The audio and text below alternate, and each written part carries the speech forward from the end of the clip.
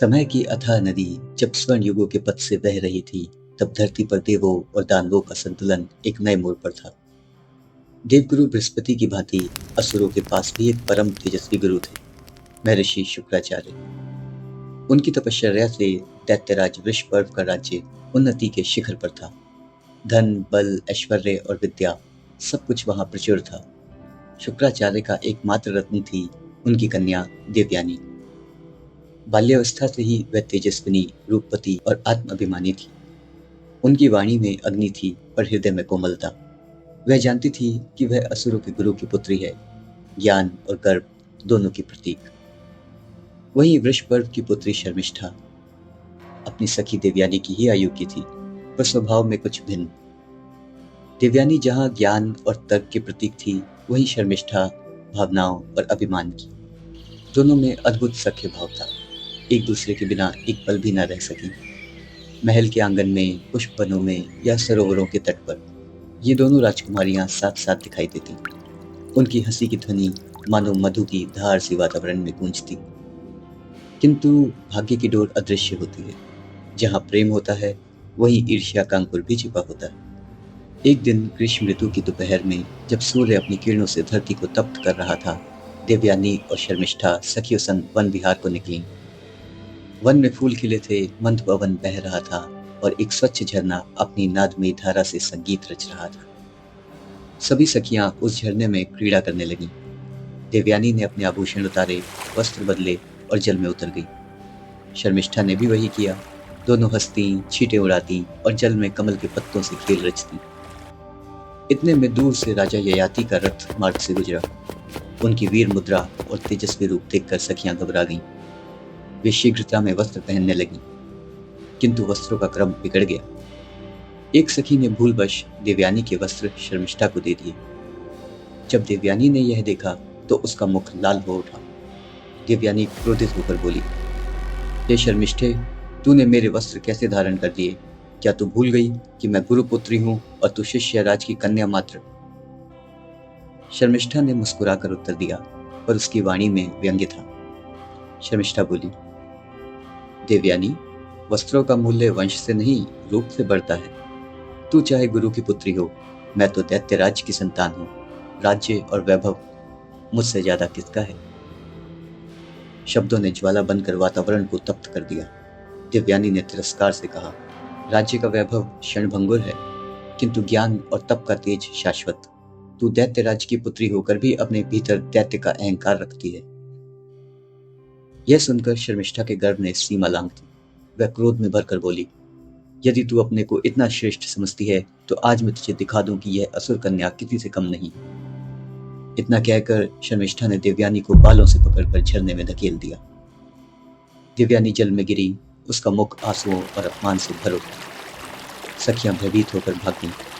शर्मिष्ठा ने पश्चाताप किया, पर अब देर हो चुकी थी। देवयानी वहीं रोती रही और तभी नियति ने एक नया अध्याय रचा। झरने के तट पर विलाप करती देवयानी को देख एक रथ रुका। रथ से उतरे राजा ययाति, जो चंद्रवंश के पराक्रमी राजा थे। उन्होंने देखा एक कन्या अपमानित, वस्त्रविहीन और लज्जा से जल में छिपी हुई रो रही है। ययाति बोले, हे सुकुमारी, तुम कौन हो? किसने तुम्हें इस दशा में पहुंचाया? देवयानी ने अपना मुख ऊपर उठाया। उसकी आंखों में पीड़ा थी, पर गर्व अब भी जीवित था।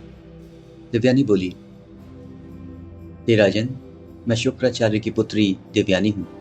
मुझे असुर राज की पुत्री शर्मिष्ठा ने अपमानित कर जल में फेंक दिया। ययाति ने अपनी चादर उतारी और विनम्रता से उसे दी। उनकी दृष्टि में करुणा थी, ना कोई वासना, ना कोई भय। देवयानी ने वह चादर ओढ़ ली और बोली, राजन, आज आपने मुझे मेरा सम्मान लौटाया है। अब मैं आपसे केवल एक वर मांगती हूँ। आप ही मुझे मेरे पिताश्रम तक पहुंचाएं। ययाति ने प्रणाम किया और कहा, हे ब्रह्म ऋषि पुत्री, आपका आदेश मेरे लिए देववाणी के समान है। ययाति ने उन्हें आदरपूर्वक आश्रम तक पहुंचाया। शुक्राचार्य ने जब अपनी पुत्री की दशा देखी तो उनके क्रोध से पृथ्वी कांप उठी। उन्होंने वृषपर्व को बुलवाया और कहा, तुम्हारी कन्या ने मेरी पुत्री का अपमान किया है। यदि न्याय ना हुआ तो मैं अपने तप से समस्त असुरों का नाश कर दूंगा। वृषपर्व भयभीत हुआ। उसने शर्मिष्ठा को बुलवाकर देवयानी से क्षमा मांगने को कहा। शर्मिष्ठा ने विनम्र होकर कहा, हे सखी, मैंने क्रोध में भूल की, क्षमा करो। देवयानी ने गंभीर स्वर में कहा, क्षमा मिलेगी, पर शर्त यही है, तू अब से मेरी दासी बनकर रहेगी। शर्मिष्ठा ने पिता की आज्ञा और गुरु के भयवश वह शर्त स्वीकार की। उस दिन से राजकुमारी शर्मिष्ठा गुरुपुत्री देवयानी की दासी बन गई। किंतु यह अंत नहीं था, यह तो भाग्य का आरंभ था। देवयानी की सुंदरता और तेज देखकर ययाति का हृदय अनायास ही आकर्षित हुआ था। किंतु वह क्षत्रिय थे और देवयानी ब्राह्मण कन्या, दोनों के बीच का भेद संत समाज ने खींच रखा था। कुछ दिन बाद जब देवयानी अपने पिता के साथ उद्यान में भ्रमण कर रही थी, तभी ययाति पुनः वहां आए, राजकीय कार्य से नहीं, हृदय की प्रेरणा से। देवयानी ने मुस्कुराकर कहा, राजन, उस दिन आपने मुझे जल से निकाला, क्या आज मेरे हृदय की गहराई में उतरने आए हैं? ययाति झुककर बोले, मैं तो केवल उस करुणा के स्रोत को देखने आया हूँ जहां से मेरा धर्म जागा। उस दिन आपने मेरी आत्मा को विनम्रता सिखाई। दोनों की बातें मधुरता से भरी थी। धीरे धीरे संवाद सख्य भाव से प्रीति में बदलने लगा। शुक्राचार्य को जब इसका आभास हुआ तो उन्होंने विचार किया। वे जानते थे कि ययाति धर्मात्मा और तेजस्वी हैं, इसलिए उन्होंने सहर्ष कन्या का विवाह उनसे संपन्न कर दिया। ययाति और देवयानी का विवाह हुआ स्वर्गीय नक्षत्रों की साक्षी में, मंत्रों की ध्वनि के साथ। देवयानी प्रसन्न थी, किंतु उनके मन के कोने में छोटी सी आग अब भी जल रही थी, शर्मिष्ठा के अपमान की स्मृति। ययाति ने जब अपने महल में प्रवेश किया तो देखा देवयानी के साथ एक दासी भी आई है। वह कोई और नहीं, शर्मिष्ठा थी। भाग्य का यह खेल विचित्र था। एक समय जो सखी थी, आज वही दासी बनकर आई थी। शर्मिष्ठा अब महल में देवयानी की सेवा करती थी। वह मौन थी, पर उसके नेत्रों में एक अनकहा दुख झलकता था। वह ना शिकायत करती, न क्रोध दिखाती, केवल अपनी नियति स्वीकार कर चुकी थी। एक दिन उद्यान में ययाति अकेले टहल रहे थे। शर्मिष्ठा वहां आई, हाथों में पुष्पों की टोकरी ली। शर्मिष्ठा बोली, महाराज, क्या मैं एक प्रश्न पूछ सकती हूँ? ययाति ने कहा, अवश्य महाराज, क्या भाग्य का लेख मिट सकता है? ययाति ने कहा, भाग्य वही है जो हमारे कर्म से जन्म लेता है, किंतु कर्म भी एक समय बंध जाता है। शर्मिष्ठा ने मुस्कुराते हुए कहा, तो क्या मेरा कर्म भी किसी क्षमा का पात्र नहीं? ययाति उस प्रश्न से विचलित हुए। उन्होंने पहली बार शर्मिष्ठा के भीतर छिपी करुणा देखी। वह दासी नहीं थी, वह एक संवेदना थी जो अपमान के आवरण में कैद थी। दिन बीते और ययाति तथा शर्मिष्ठा के बीच एक अदृश्य भाव विकसित हुआ।